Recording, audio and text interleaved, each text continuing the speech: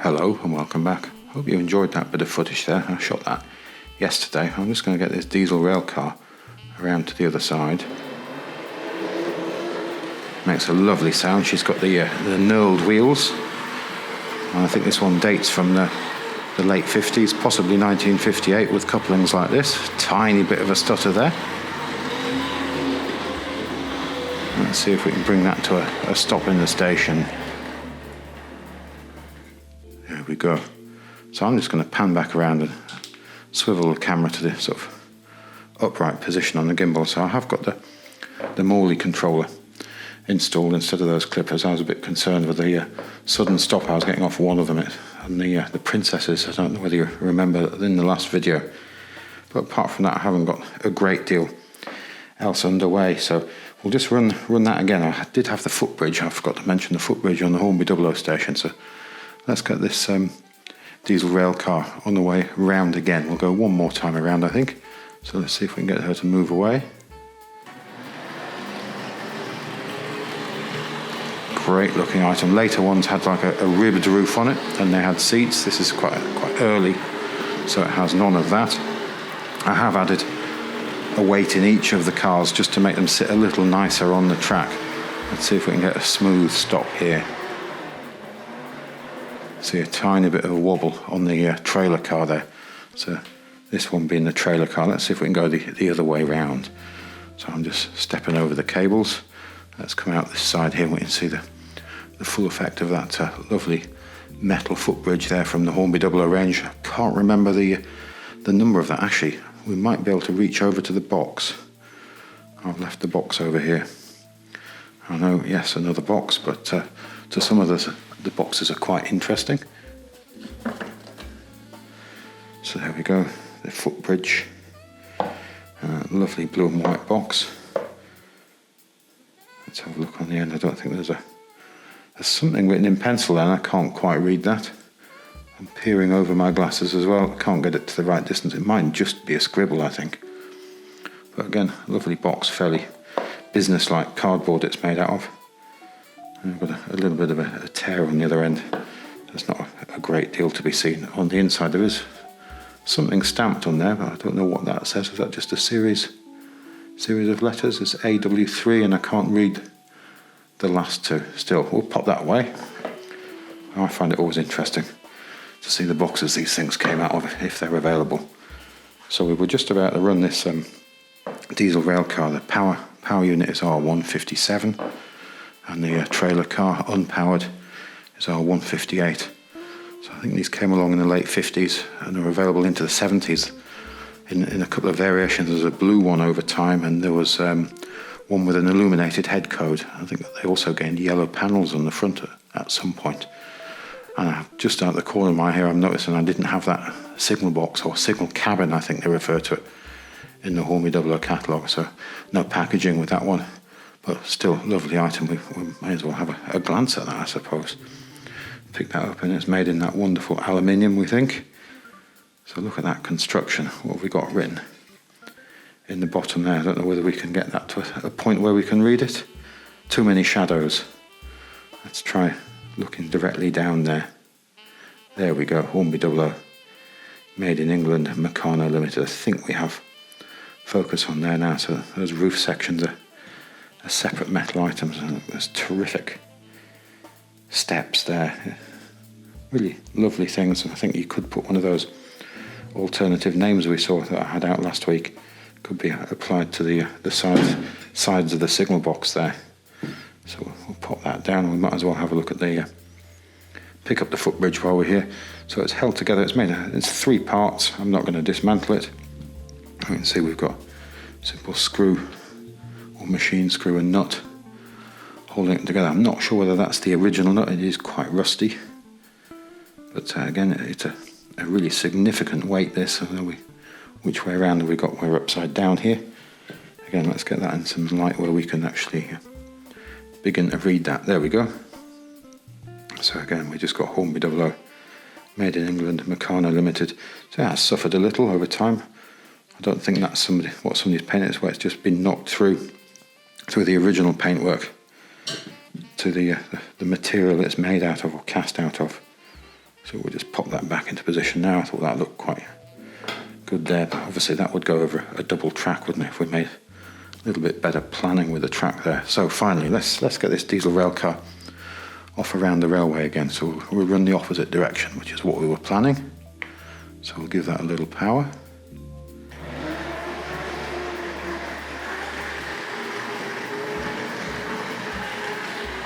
So let's just come down low.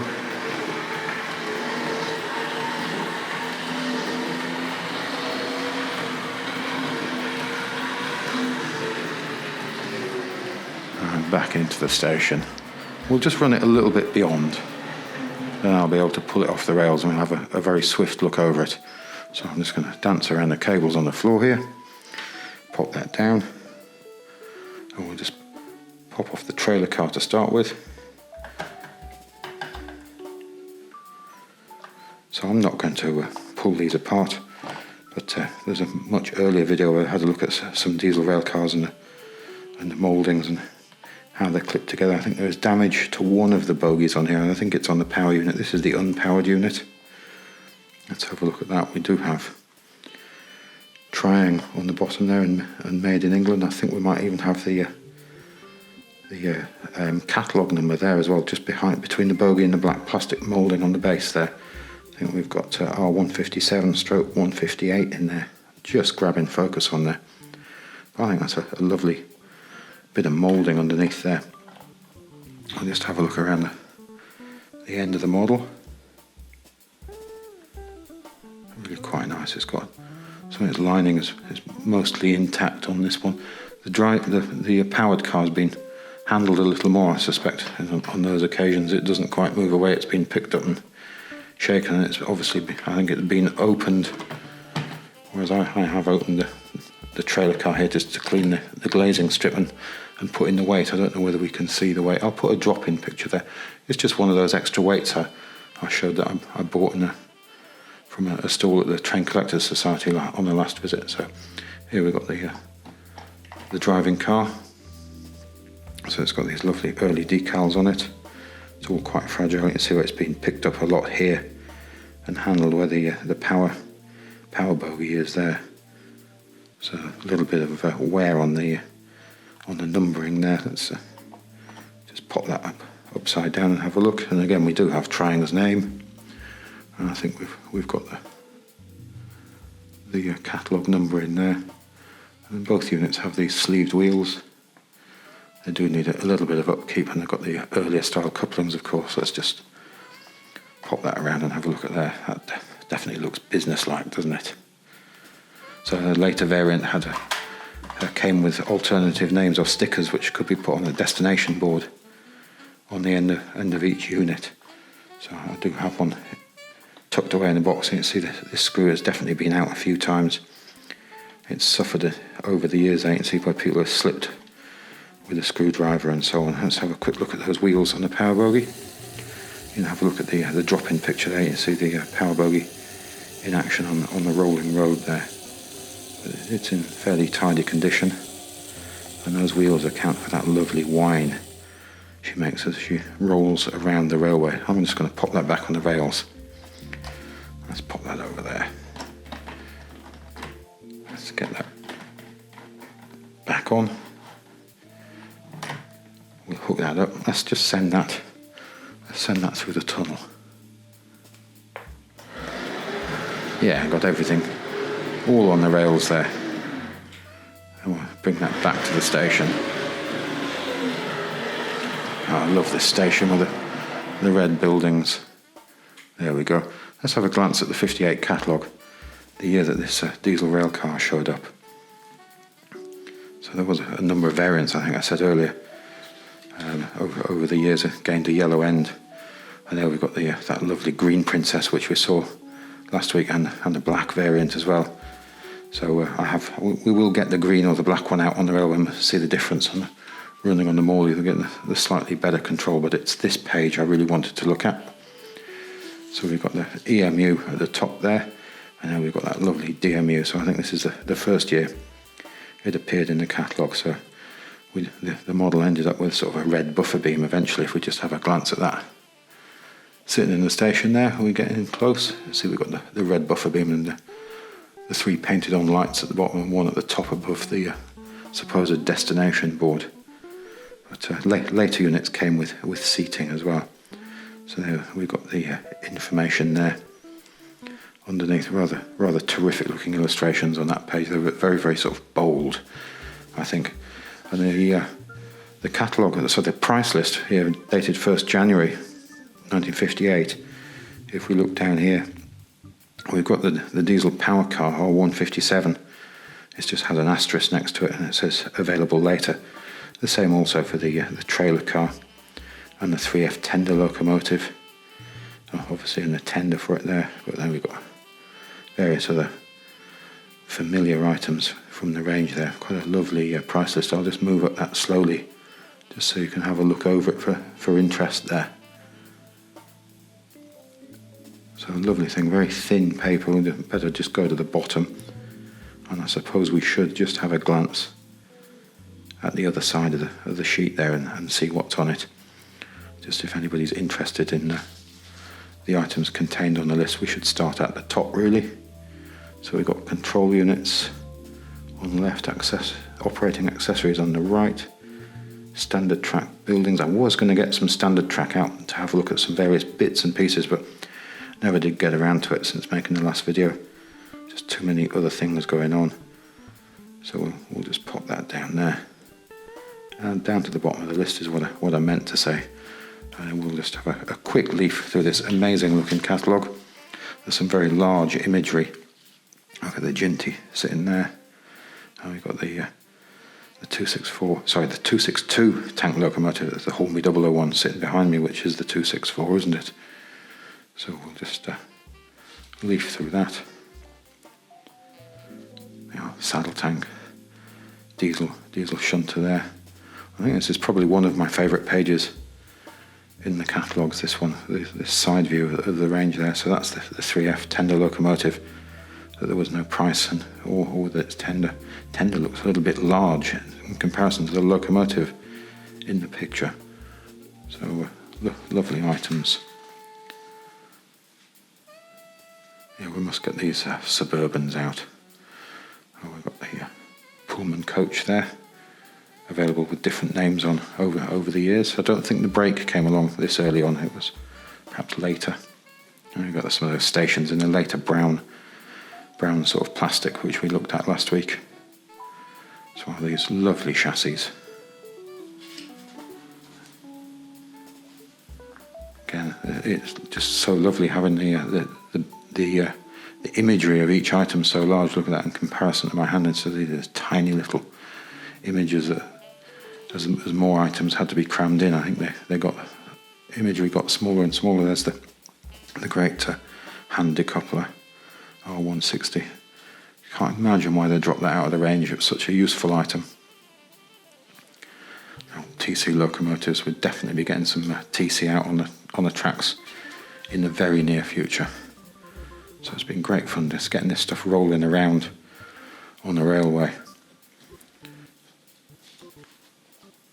We've got a lovely TC coaches. I'm not sure how accurate the colouring is on these, but I don't think they were as worried about trade descriptions as we are now, back when these things were produced. Again, the size of these on the page, just look at that compared to the hand, it's quite impressive. Yeah, we'll definitely get a little standard track out. I'll get a few bits and pieces plugged together and see what we can do with it, but I don't think I've got enough to make a whole circuit. I mustn't get too tied down in that, I don't think. And there's those various items. We will get some of the brown ones out. That's an interesting item there. R164 platform unit with attachment for roadway length. Platform units are fitted with lugs to enable them to be clipped together easier. So that's interesting. I think I mentioned that last week, that later ones had clips to clip them together, whereas these earlyish ones I have are just stand together, so they do form them earlier. This one's had a hole drilled in it. But still lovely items all the same. There we go. Excellent turntable. This is definitely going to be making an appearance. the old turntable, and there's that list of things I've got. So somebody has begun to make a list of the items there. So we'll just have a quick glance at the back there. Lovely battery type controller there, so you attach your batteries on the bottom, switches, and this great unloading bridge. So I think that's probably enough looking over the catalogue, I think. So we'll just get this diesel Railcar, we'll go the other way around and just pick up the handheld, and we'll give that a little power. So we'll look at the locomotive. Let's see if we can get down again.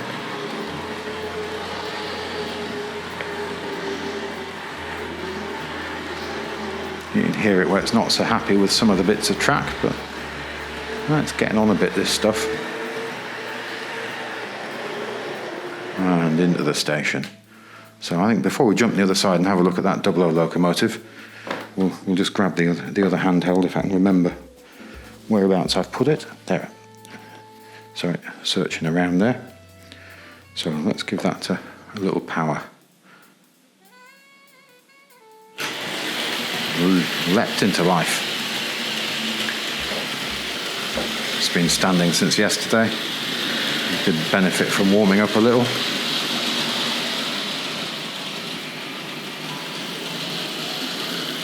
And a gentle stop there.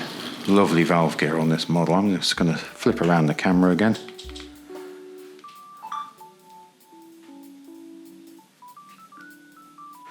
I do apologise about that. I managed to switch the gimbal off while I was trying to change the rotation of the way the camera's held on the gimbal. So this time we'll try it again. That's what I'd meant to do. That enables me to hold it much lower rather than the handle protruding below the camera. Let's see if we can get that powered up again. Let's just have a look at that lovely valve gear.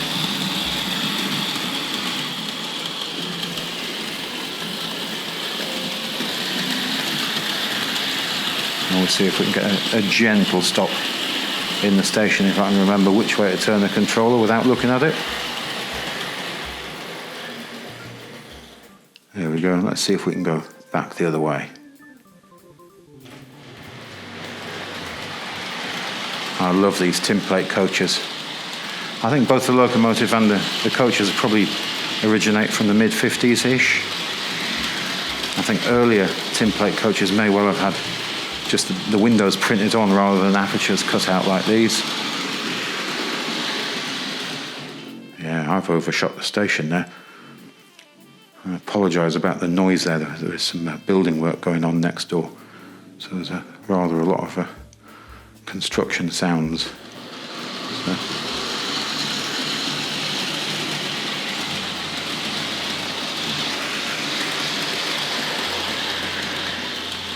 See if we can look at that valve gear again. Really lovely sound on the rails, these models. Let's see if I can remember to stop that correctly at the station there. There we go. Again, a lot of construction sounds in the background there. Let's go once more round the other way and I'll jump the other side and we'll have a look at this model. So she will do tearing away as well.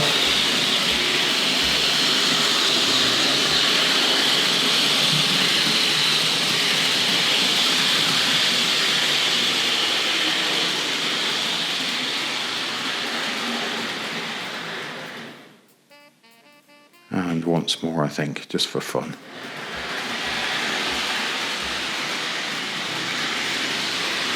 I'm going to rotate the camera, hopefully I don't switch it all off.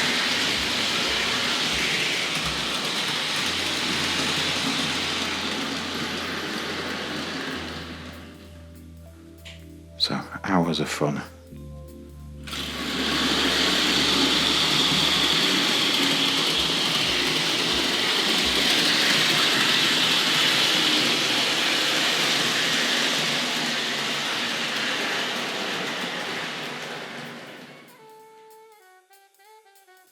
So I've just come the other side of the railway now. So I've pushed the handheld units back through so I can get hold of them here. But I think perhaps we'll just switch back to control from the unit, the Vanguard itself here.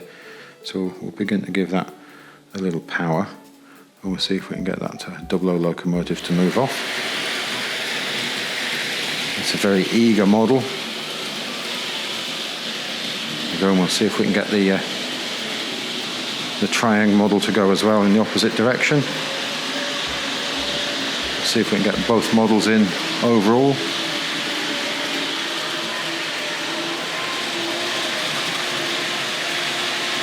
So let's see if we can watch this 001 sweep past.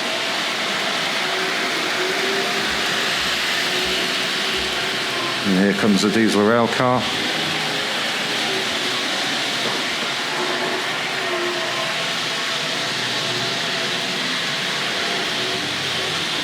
Lovely items. So let's see if we can bring the Dublo train to a stop in the station.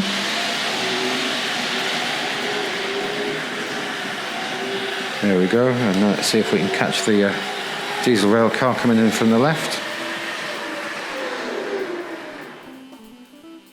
There we go. So I'm just going to grab this service sheet for the Dublo model here. I've just been fiddling with a few bits of track, so I've come across a few oddments as well. Let's just put that down there. So that's the 00 service sheet, or a 00 service sheet. I don't know whether it goes particularly for this age. I don't know whether they produce them in different ages. So this one covers the two rail models as well, and this one was released in December 1962. So I think these 264 tank locomotives came along perhaps in the mid-50s. Let's just have a look at a couple of these bits of track in very strange conditions. So I think I've got 3 pieces there. So this one's an interesting one. So it's been shortened slightly. So if we have a look at the other end, let's get there. You see somebody's taken a section out there, look. So it's only about a centimetre shorter than the other two, and you can see this one straight away we have a problem there. So bits of track in all varying conditions I've got, and it's got several breaks in it. So maybe that one will live for making up a short piece, and this one's got a large chunk of its centre rail missing there. So options for making unique pieces there, I think. Oh, some quite. So taking a bit of a knock at the end. I don't know whether we've got any focus there. So some nice bits to use up to do other things with perhaps in the future. Let's grab this 00 train. So let's have a look at these coaches. Now I think these early coaches, these suburban style coaches, again I'm unsure of the catalogue numbers of these. I think they didn't have the window apertures cut out, and the window effect was just printed on. And I do have a couple more packed away. And they have plastic wheels, and I think they have plastic couplings. I can't remember, but we'll get them out in due course. So they must have been made in the 2-rail era. So these are definitely metal wheels, metal couplings. You can see the Hornby made in England sort of stamped into the metal there on the underframe detail. Quite lovely things. So you can see they've definitely been in the wars a bit. Lovely end detail. Lovely rattle. So that's the brake end, I think, and then let's whip off the coach here. So this one's definitely been in the toy box a few times by the look of it. Definitely seen some service, I think. So roof again in the same condition as the side. It's definitely been enjoyed, this, I think. Have a swift look underneath. Again, it's got the full metal wheels on it. So again, unsure of the dates, but the couplings are in quite nice condition. So they're definitely still doing the job.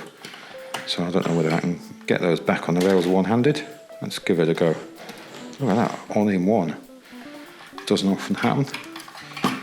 Let's see if we can pop this one on again. There we go. And that's hooked up straight away. So when they're adjusted nicely, they work really, really well. I have noticed I've got is it an 1/8 piece in the rails up there, and it's not in very good condition. It causes the trains to jump up and down a little bit. I don't know whether we can see it. We should have looked when I was over there before. It's causing some derailments at that part. It's not quite as flat as it could be, or it's too flat and causes a jump in the rail. So we may have to eliminate that from the track. So if I can just pinch this off the rails, we'll have a quick look over it. So if you have a look at the insert picture there, you can see the thing running on the rolling road. Really lovely item. I'm not going to dismantle it now. But just have a look over this. Look at that valve gear. Connection rods. Really a superb looking item. I don't know whether it's correct to the original, the prototype or not, but impressive as a toy train, I think is the best words for it. I think this went on to become part of the Wren range, or the Triang Wren range as well. It may have had modifications to it over the years. I think possibly they may have gained plated wheels at some point. Let's see if we can just roll that over and have a look at the underneath. You can see it is all fairly heavyweight stuff. So plenty of chipping through into the material it's made from. Let's see if we can alter that. Now these couplings are metal on there. I think we've got Hornby, is that Hornby Dublo or made in England or something typed on there. I can't quite see, or is that just numbers? I think that might just be numbers. You can just see into there. So they've got a bit of a bend in them to get them up to height from this truck here. So that one's taking a bit of a knock as well. But if you have a look in this picture here, in this instruction sheet, that looks to be a plastic one. You can see the sort of moulding and the strengthening in the joint, in the angling there to give it more, because I think these were made out of a plastic material later on. But such a terrific number of parts involved in bringing one of these locomotives together, and I do realise it's covering two different variations of the model, but still, even just a 3-rail or a 2-rail, there would be such a tremendous number of items involved in putting this together, and many of them just made out of what at the time must have been quite expensive materials. Let's just pop that around there and have a look down the other side. You can hear the chassis moving within the bodywork there. You can hear that occasional clunking sound whilst the locomotive's in action. I think I'm going to put that back on the rails. Yeah, this one's a bit more temperamental. That rear truck likes to float. So let's get that on the rails. And I think what we'll do just to finish off perhaps is, yeah, let's get that. There we go. Let's just give that a little power.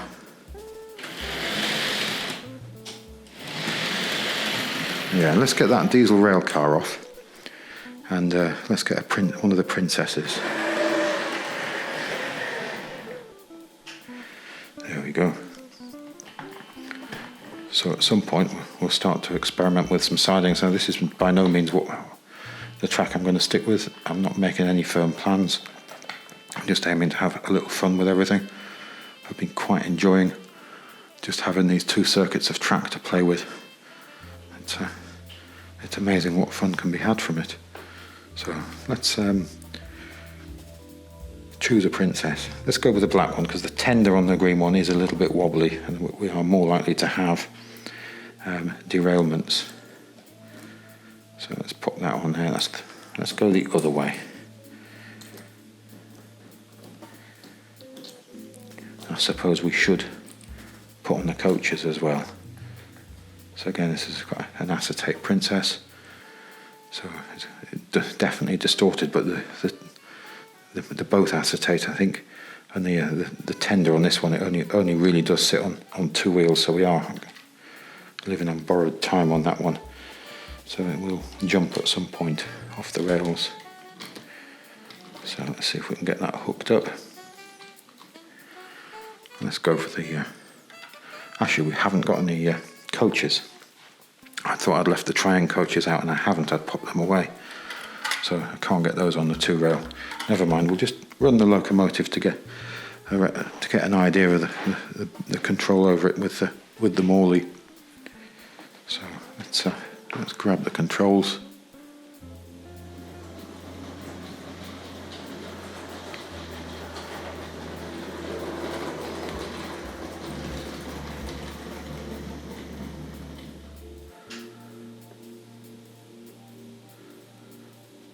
So that's not playing at all. That's come to a complete stop. Let's see there. Let's go backwards. Yeah, I must have chosen a dirty piece of rail, perhaps. So I don't know whether you remember last week we were getting, as the controller was going down to the 0 point, we were just getting a sudden stop instead of a nice gentle stop like that. And will she come backwards? Yeah, there we go. You have to expect these things with toy trains when they're of this age.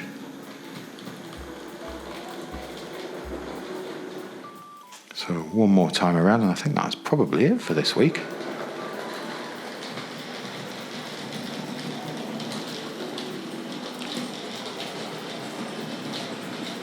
So let's see if we can get high in the air. And we'll just set off the Dublo train as well. So that should be coming in from the left of shot there. Just rotate the camera around. Let's see if we can meet this princess coming around through the station. And that Hornby Dublo tank locomotive is going to come storming through there. And off they go. But I think that's about it for this time. Thanks again for watching. Goodbye now.